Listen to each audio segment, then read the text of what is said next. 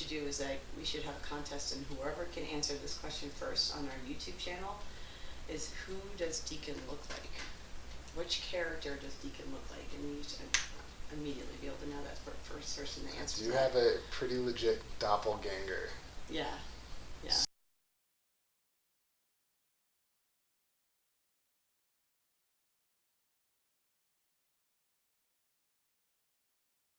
So, on to what we're really here for. Yes.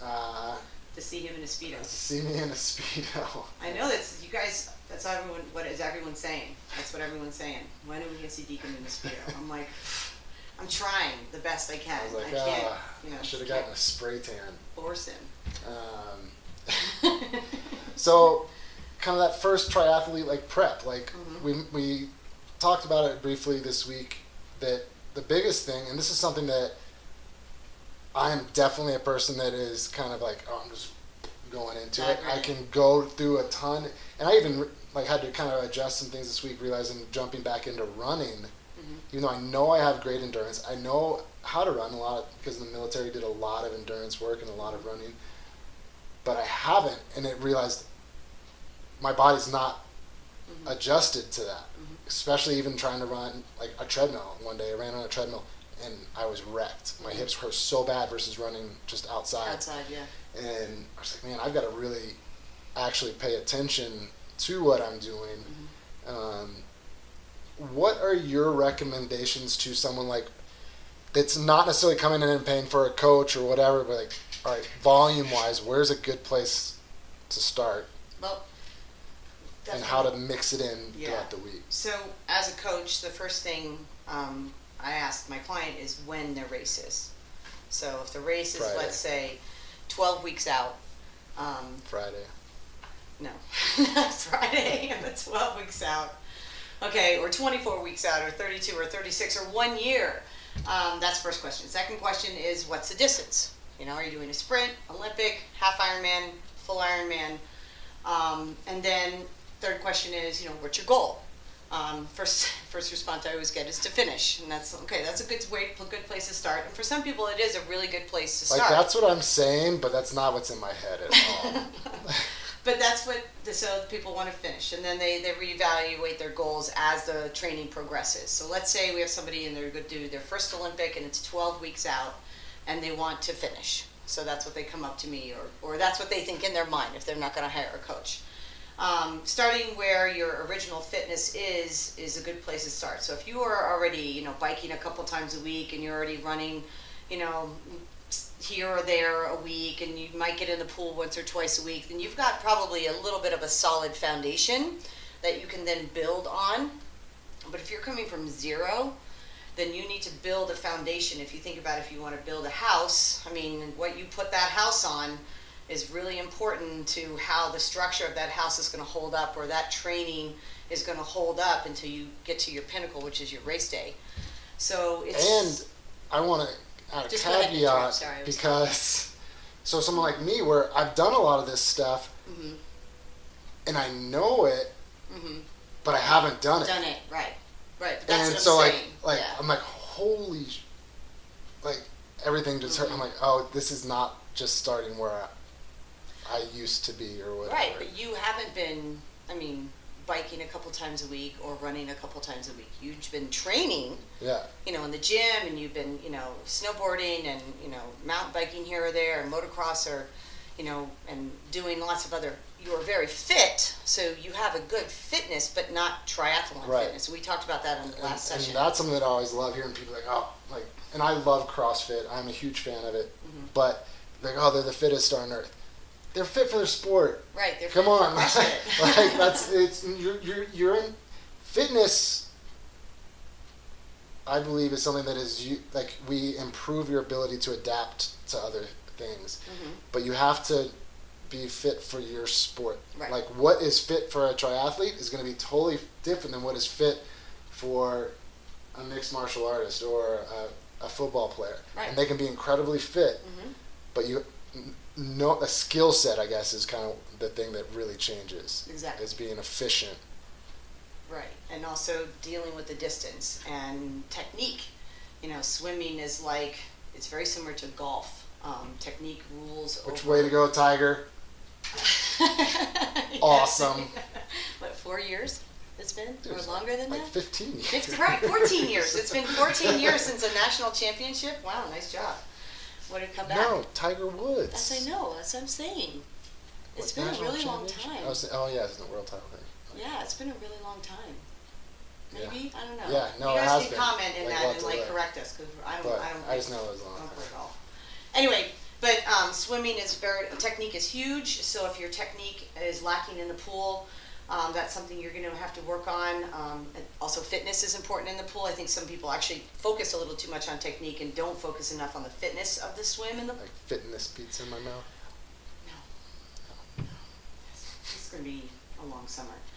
Anyway, so building that foundation for a athlete who is a dad or a mom and has a job and wants to still have a social life and can only fit in approximately, I hear most athletes are between 10 and 12 hours or 8 and 12 hours a week. I would highly recommend for an Olympic distance athlete or sprint, 2 swims, 2 bikes, and 2 runs. The beginning of the week is usually speed work. Middle of the week is more like tempo or endurance work, and the end of the week is more race specific work. And then putting those workouts in the week, similar to how your race is going to be. So you do like Monday a swim, Tuesday a bike, Wednesday a run, maybe take Thursday off, and then Friday a swim, Saturday a bike, and then Sunday a run, or Sunday I do a brick workout with a client. And that's a great way to build that foundation. And as you get closer to the race, the workouts will more represent the race that you're about to do. So you'll increase in intensity and or duration as you get closer to the race. That's something that I've always told a lot of athletes, is to make sure that their training on the weekends is as close to time and everything as when the race is. Like with fighters, we used to have to, like if we knew they were going to be fighting at 10 o'clock at night, we didn't want them doing all their training in the morning. Yep. Because then all of a sudden you go to the fight and you're like, I'm usually asleep by now. Right. Like, no, you actually need to, and the mental and the mental and physical side of it is huge. But so I love to hear that there is that cycle, because the weekend is when you're racing. So you need to, you may not even realize, most people probably don't realize the mental side of things, of the repetition and, you know, being prepared for that and knowing what your body and how you're going to wake up, how you feel, like how long does it take you to get ready. And right. I'm a slow starter, like Slow in a lot of things. so.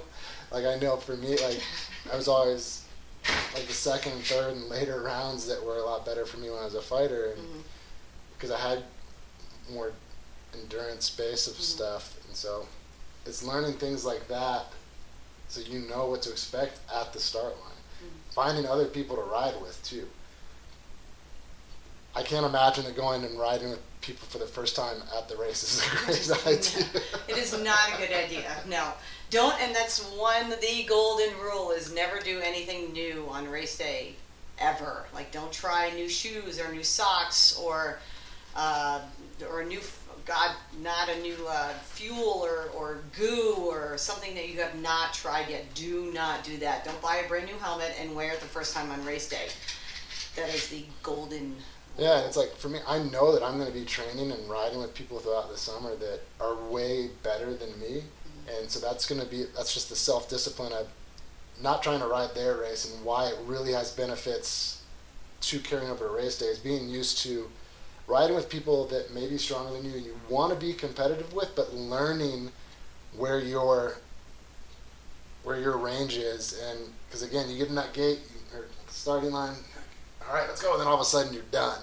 Like if you don't know how to control that initial thing and know like, hey, this is my race to do, and that's ultimately I feel like with a lot of endurance athletes, it's the ones that are super disciplined and knowing that are the ones that have the best race.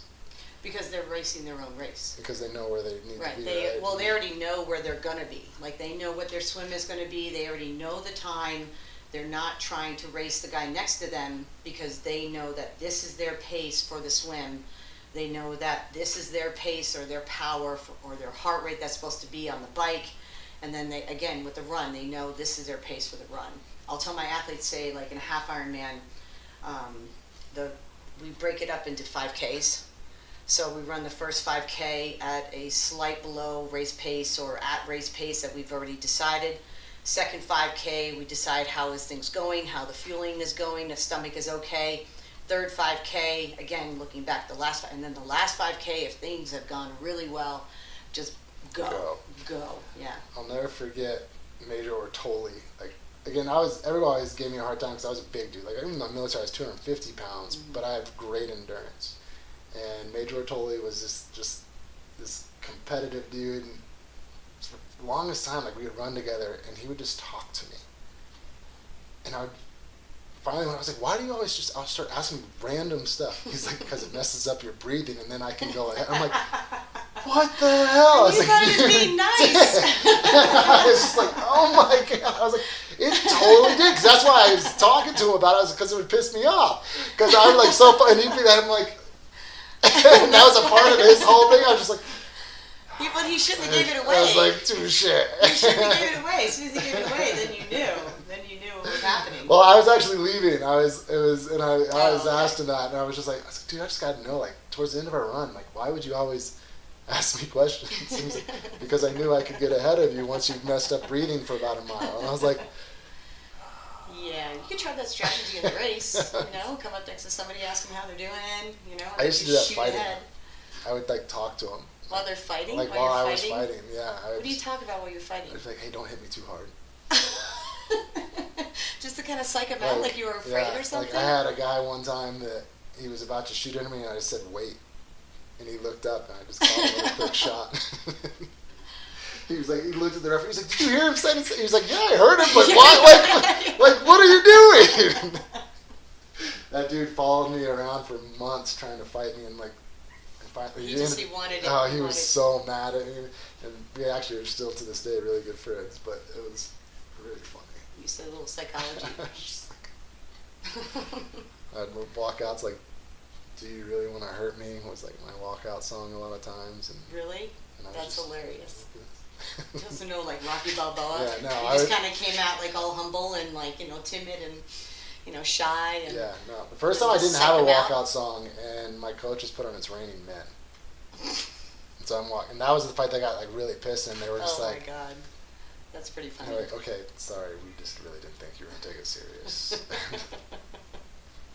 So yeah, all right. So preparation is huge, and you always hear that like, practice like you fight, and to an extent that is true. I think something that you've probably seen a lot of, I know I have, is a lot of people trying to do too much testing versus training. Like, they're like, oh, I'm going to push myself every day, versus getting that game plan and trusting that process of, because a lot of times it's like, oh man, that really wasn't that hard. I could have gone. Again, your focus is that foundation above all else, right? And then the different, like I said, the different types of training. Some workouts are for speed, some workouts are for tempo, and some workouts are more race specific. So, and if you do every workout, like you said, just balls to the wall, sooner or later you're going to blow up. You may be going 100%, but you are not working 100%. I see so many people working that like gray zone. Shrinks out, Like they're in that 75 to like 85, where they're not going hard enough to work on speed. Right. And they're not actually going low enough to build their capacity, base. Right. But they're like, oh, I'm like, yeah, I know you're giving 110%. That's great, which is not physically possible. You cannot give 110%. Yes, you can. No, it's 100%. No, there's 110. That means you were holding back then. Right, but the 10% comes from here. That's where it comes from. There's studies done. It's true. It's a true story. Look it up. Google it. Google it. Can I give 110%? What does that mean? 100% means is what you thought you had. 110 is that extra 10% you didn't think you had. So 110 exists. I mean, just because it's just like negative temperatures. Well, that's real. Yeah, I mean, it just doesn't. It does make sense. It makes perfect sense. How do you go below zero? Well, it's like negative numbers. Like you have less. It's like if you're in debt, right? It's negative. Of course you can go below zero. That's a temperature. That's reality. Why are we having this discussion? These are are we going to do wetsuits today? All right. So, gear-wise, what honestly, like when I started to talk to you about this, like wetsuit never crossed my mind. What is like what is that? What most races are? Is that what? I don't know. I wouldn't say most. It depends on the temperature of the water. I actually should have looked this up exactly, the exact temperatures. But depending on the race that you're doing and where it is, there's certain temperatures of the water which actually wetsuits are required. And then temperatures where a wetsuit is allowed. And then there's some temperatures where a wetsuit is not allowed at all. Why would it not be allowed? It's too hot. It's too warm. So just the water temperature is too warm. So there's not like a buoyancy like No. asset to it. No. In triathlon, it's based on temperature. In fact, I have an athlete today who just finished her half Ironman down in Haines City, Florida, and they announced the day before that it was not going to be wetsuit legal. And there's always a possibility that when they take the temperature the next morning, that the water is just cold enough, and it wasn't. So there was no wetsuits allowed in that race this morning, and so she was disappointed about that. But she did well. She got 13th in her age group. So there are races where wetsuits are not allowed, and then races which they are. So it just depends on the venue and mostly the temperature of the water, obviously. All right. So, but I do recommend if wetsuits are allowed, I highly recommend wearing a wetsuit because of the buoyancy factor and the slipstream. And I don't know if we can do anything about this though. I don't know if we can wetsuit that. I don't know. Well, if I don't get a world record, that's gonna. Oh, it's the beard. Right. It was the drag coefficient on the beard. I'm Because they'll gonna have do a cap on, but maybe we can do like a chin strap cap. Like something that kind of pulls around. I don't know if that's allowed. We could tie it down, maybe braid it, like just do like a French braid all the way, kind of like a boxer braid this way. We could figure it. We'll try that These next are week, things maybe. that haven't even crossed my mind. Yeah, it's okay. There's guys like you who race with it, kind of that situation going on there. Amish. All right, so you've been telling me that these things are kind of hard to get into, and I guess that was kind of half the fun of this. Mm-hmm. Is we talked about I've surfed in wetsuits and stuff like that, but these are not. No. So I mean, you have some. Yeah, we have. I brought both a sleeveless and a sleeved wetsuit. Is this the one over there? Well, no, yours is right here, the bigger one. That's Oh. the little one. Oh. That's mine.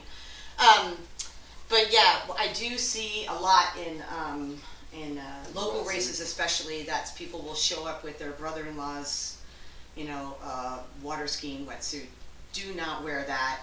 Do not, and I repeat, do not wear your sister-in-law's or your friend's water skiing wetsuit. That it just will fill up with water, and you're dragging all this water with you as you're trying to swim, and it will actually weigh you down, and it will just make it for a very horrible swim experience. If you do not want to purchase a wetsuit, then I highly recommend there's an online website. If you just look under renting wetsuits, for swimming, you can actually rent a wetsuit. A lot of local tri shops also rent out a wetsuit. You can rent one out. Yeah. Huh. But we have one that you can try on today. So yeah, I'm gonna try on a wetsuit. Yeah. So. All right. All right. You ready? You want to do sleeveless or sleeved? You want to go full Monty, or you want to do? I'm open, whatever. You're open, whatever. Yeah. Okay. Well, let's do full sleeved.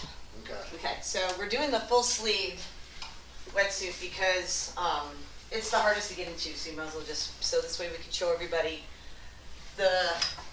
how to get in and out of the wetsuit. So just before we start, so the last time this wetsuit was worn was probably a couple of years ago. It's my husband's. And what I did earlier today was I soaked it in the tub. Something you make sure you want to do before, if you haven't worn your wetsuit. That's actually nice. Right? It's super nice. If you haven't worn your wetsuit in a while, like in 6 months or something like that, I highly recommend soaking the wetsuit in the tub at least once. It's kind of like a dry sponge. If you've ever seen a dry sponge, it's hard as a rock, so it's not very pliable. So you want to soak it in the tub.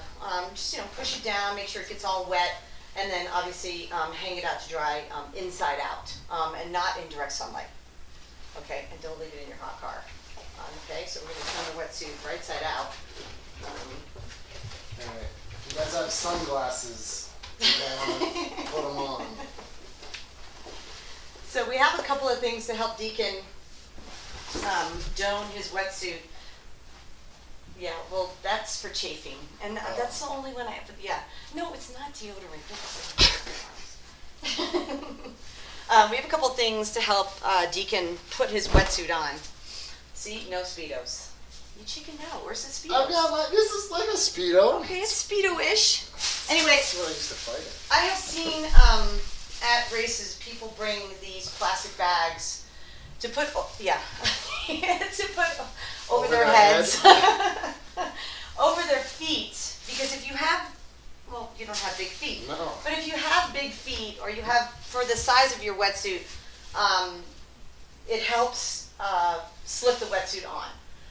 I don't use these. It's just one more thing to forget or blow away or lose or whatever. So, hold on. No, that's the wrong, you don't put the zipper in the front. Oh. Yeah, please, don't put the zipper in the front. The zipper goes in the back. So before you step in though, so instead of using the plastic bags, so we're gonna use Tri-Glide. Now you're gonna put the legs on first. This is gonna be, sit down, maybe get a glass of wine, sit back and relax. We're going to use Tri-Glide to help put the wetsuit on, because not only will it help get the wetsuit on, but that when he exits transition, it will also help get the wetsuit off. How many people have had like a spaz out stuck in a wetsuit? Stuck in a wetsuit, it happens. Are you allowed to get help? Yes. Ironman and half Ironman. Well, Ironman and some other races, like higher end races, have strippers. There's strippers in transition. Not strippers, they help you strip your wetsuit. See? I knew where he was going with that. And he couldn't even say anything, could he? Because he couldn't think of anything to say that was not rated R. So.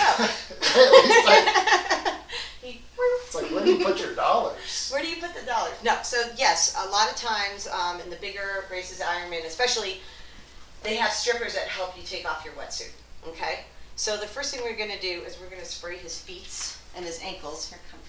You can just put it down. Okay, here we go. And his lower leg. You got hairy legs, dude. Yeah, shave those. What? No. Okay, and then this, careful, it's slippery on the floor now, okay? So don't fall down trying to put on your wetsuit. Okay, and then also the forearms, all right? I did shave my arms. You did? Yeah. When? Like yesterday. That's one day? I mean, like with a level 1 clipper. That's trim. Okay. All right, and let me get you a towel just so you don't slip. Hold on. Oh, I don't want you cracking your head. So, yeah, here, watch out. I just don't want you to crack your head. Okay, there we go. All right, so the first thing he's going to do, he's going to put that wetsuit on, get his feet in all the way. Seeing how it slips on so perfectly. Don't rip it with your fingernails, by the way. Don't put a hole in my wetsuit. Is that a... There you go. Okay, awesome. All right, now don't pull it up too far yet. Okay, pull it up a little bit. Okay, and then the first thing you want to do is you want to make sure that all this gathering is pulled all the way up to your crotch. There you go. There you go. It even has, like, told you where your knee's supposed to be. And let's bring this up a little further. There you go, right there. And there you go. Awesome. Oh, this thing fits you like a glove. There you go. And then get it past your butt if you can. That's big booty. Okay. And then before we put it all the way up, we want to see where the crotch is.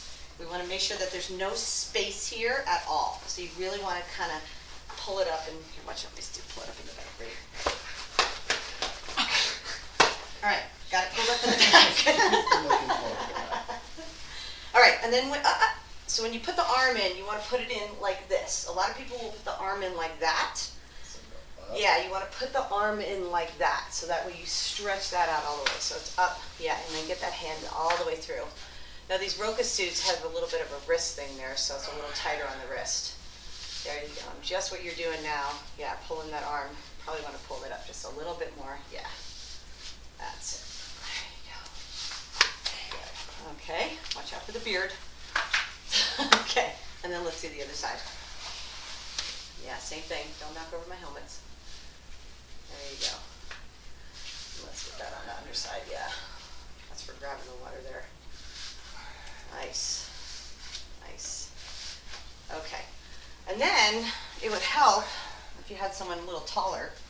So you reach under the armpit, right, and kind of just pull from the inside, right? Because obviously you swim with your arms, so you want to make sure that you have enough range of motion, right, through the shoulder,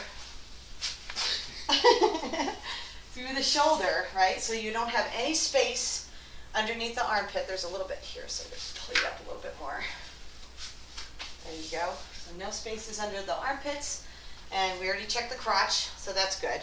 And then you want them to pull the suit together, and then when someone's zipping you up, you squeeze your shoulder blades together just a little bit. There you go. I zip you up, and then you're good to go. Look at that. That wasn't so hard. I feel like I'm in the movie Tron. You do look like you're in the movie Tron. The only thing you need now is like a helmet. I don't have a Tron helmet. I'm gonna go to Walmart. You're gonna go to Walmart and get a Tron helmet. So, hey. Yeah, I dare you to leave the house like that. So walk in and introduce myself to the neighbors. Hey guys, I'm moving in next door. Thanks for- Why are you looking at me like that? Yeah, but no, it seems to fit you pretty well, right? It is pretty comfy, Way right? comfier than like other wetsuits That you've worn before. they're like really thick. Yeah. So biggest complaint we get as a coach, what you're about to do right now, is the neck. So a lot of people, they hate it because it's choking them. So what you would do is, I can't want to do it, but yeah, you grab it there you go, right? And pull it up a little bit, and then pull it up a little bit more. There you go, a little bit more. That's right, a little bit more. There you go. So a lot of times what you don't realize is that if you're in the water and you're constantly upright, the suit is pulling down on you.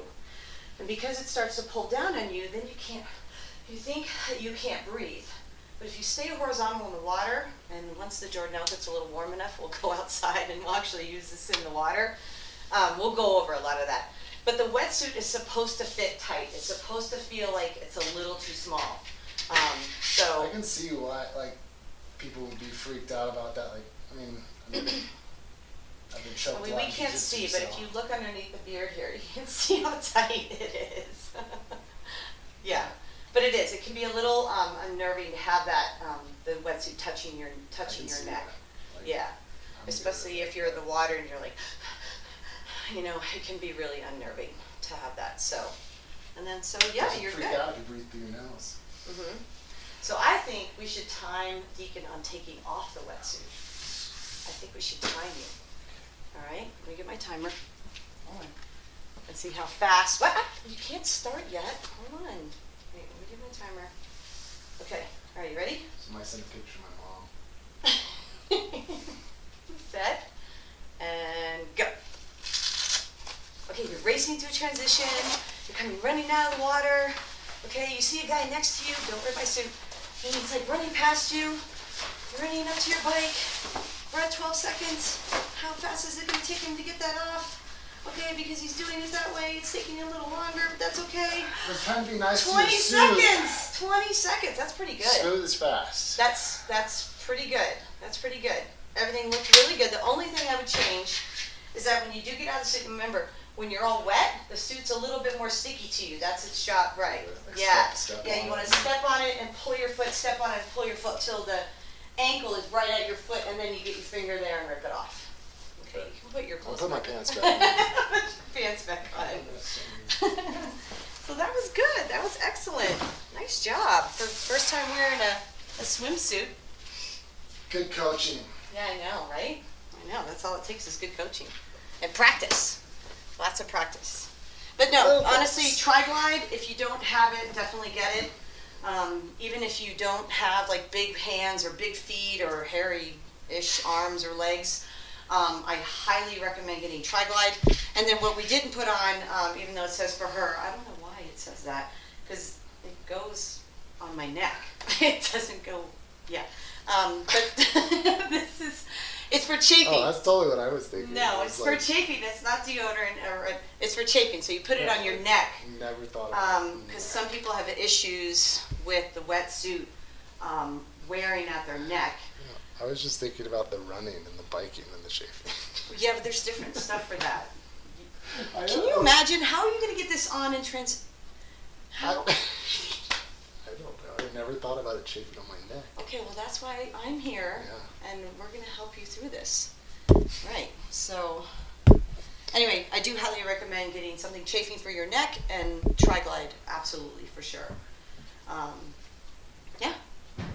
There you go. Not too bad. See, now you know how to put on a wetsuit and take it off quickly. 20 seconds. That was smooth. That was pretty fast. cool. But it wasn't running, because like when you're in the swim, the idea is you come out of the water, and as soon as you come out of the water, you start zipping off the wetsuit. You take your arms off, and you're still running to your bike. So you actually get to your bike with the wetsuit half off. And once you get to the bike, that's when you strip off the legs. That's how it's done. But we'll go over. Don't try to do the legs while you're running. No, because you'll trip and fall. Smooth is fast. Yes. So, what's ahead for you? We talked a little bit before we started that you're having to make some adjustments because we are still getting feet of snow. And oh my God, I'm so sick of it. so we're gonna probably be doing a FaceTime. Next week, I'm gonna go to St. George and train. Because I just spent 2.5 hours on the trainer today, and it was pretty brutal. And that was after 3,500 in the pool this morning. And the pool I don't mind, but I'd like to be able to I actually haven't even worn my wetsuit yet. I bought a brand new wetsuit for this particular race because the water's supposed to be pretty cold. So I want to be able to test that wetsuit. I can test it in the pool, but I like to do it in open water. So I'll be down in St. George this weekend, swimming, biking this weekend, this coming weekend. All right. So we'll have to FaceTime it. So, yeah. This is the real first intro of Beginner's Guide to Try. Right, Beginner's Guide to Try. I like that. I like how that rolls off the tongue.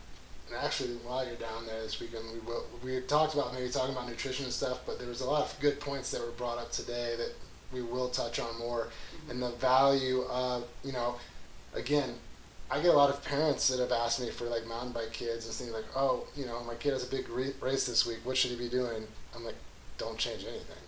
Like even if he's been on something horrible, like don't change anything. Yeah. That's just like your 12-week race prep. Your nutrition and what you're going to be doing there should be figuring all that in because it takes that long to kind of adapt to it and help. So your point about not adding anything new on race day is huge, especially not knowing how it could affect your gut and stuff like that. So we will touch on some stuff like that, some myths that you hear a lot about. I really want to ask your opinion about pickle juice that everybody raves about. I don't really buy it, but all the other different things between gels and that people use them, will just kind of give you guys a guide too. But I think we both really would emphasize, don't get stuck on what you do. What do I do during the race? Everything is about what you're doing up till the race. With nutrition and fueling and everything, you should be doing that so that come race day, there's no questions. There's nothing changed at all. No, nothing changes. I mean, unless there's like a huge temperature change. You were expecting, 90% humidity and 85 degrees, and it's not that, then hydration will change a little, but beyond that, or if the swim didn't happen or something, like that, or the bike course got cut short. But you're right, mostly it stays exactly the same. Preparation and you want, I know for me, my main thing was, I don't know if I ever told you this. Probably not. So, I went to college on a tennis scholarship. If someone had asked me that, said, hey, I bet you $100 that Deacon used to play college, let alone get a scholarship to college, or play tennis and get a scholarship, I would have been like, I'll bet you $100. So I went to high school, like Palmer and Voluntary Tennis Academy, all through high school. And you're going to insert a picture of you in tennis shorts. I have to. So I still play. I actually went and played in a league in the Salt Lake City. You do? Oh my gosh. And they always bring me in because they're like, oh, who's the homeless guy? And they're like, oh, we'll bet against him. Well, I would have never guessed in a million years. You're Army and MMA and so tennis was like the biggest thing that I would say was an attribute to being a fighter because of the eye-hand coordination. No one was hitting me as fast as the tennis ball could come at me. Okay. Okay. So I had great eye-hand coordination, which was why it was so easy to like train. And I always grew up doing like kickboxing and stuff like that. But yeah. So what my point was talking about like fighting and things and in preparation that like my walk out was to a fight or even onto like a tennis match was extremely dialed in to what worked for me, and it was just second nature. And the value of that, like you want to control as much of your environment as you can, because there's so many things that are going around that you have no control over. So mentally being in that spot of like, hey, I know I can control what I'm doing right now up until that starting gun or whatever. And Well, just again, really quick to track back on that though, on that note, in triathlon, there's a lot of elements you can't control. Like Right. today, my athlete, there was no wetsuit, and she was banking on that wetsuit, and because she knows the swim is the hardest mentally for her, because she has a tendency to panic in the water, and the wetsuit is almost like not a security blanket, but it makes her feel more secure because she can float better in the water. And so as soon as that that changed, she had to change her mindset to adapt to that. And I think the one thing you can control in any aspect of your life is how you react and to what happens. Yeah. And like that's why I guess my ADD, where that was coming from, was like nutrition is something that you can control. So even 90% of the time, you know, you mostly have control over what you've done up until that the day before, and that's something that I've always liked to be like, hey, well, look, we know that this isn't what we expected, but look at all these other things that are still the exact same, just to try to trick people into focusing. Right. If they are ones that, like for me, I'm one of those people. I'm like, all right, shit, stuff's changed. Everybody else is freaking out. I'm like, now I've got a better chance.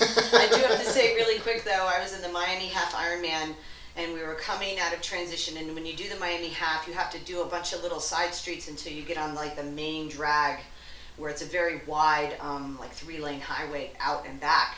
And we were going through these little side streets, and we were coming over this brick little crosswalk. There's a guy in front of me, maybe, I don't know, 3 or 4 bike lengths, and he hit the crosswalk, it was maybe this wide, and both of his bottles flew out of his bike.